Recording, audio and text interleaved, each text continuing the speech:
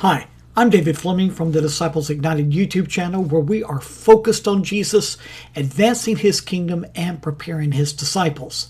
Now we're studying the book of Romans, and this week we're in Romans chapter 11, where we're going to study those whom God chooses. Now, throughout the book of Romans, Paul deals with how God is bringing as many as will come into a relationship with himself.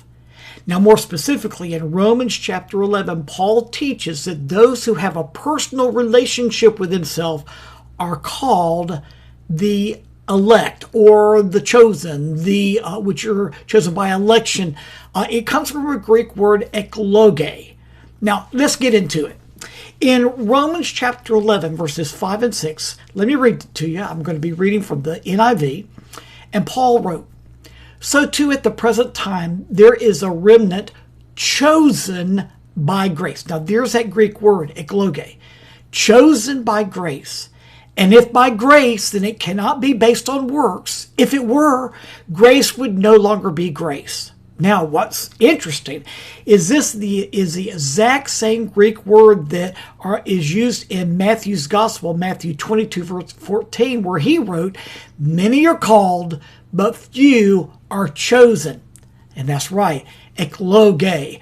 Many are called, but few are chosen, which Paul said, a remnant chosen by grace. So that's one way that ekloge is translated into the English word chosen. But in the very same chapter, in Romans chapter 11, Paul uses that Greek word again, but this time it is translated into the English word elect. Let me read it to you. In Romans chapter 11, verse 7. "What the people of Israel sought so earnestly, they did not obtain. The elect among them did, but the others were hardened." So right where Paul says the elect, he is using that Greek word ekloge. And he's using it to define a special group of people that were earlier in that chapter called the chosen. But he uses that Greek word again, and it's found in Romans chapter 11, verse 28, where he wrote, "As far as the gospel is concerned, they are enemies for your sake. But as far as election," there's that Greek word, ekloge, "is concerned, they are loved on account of the patriarchs."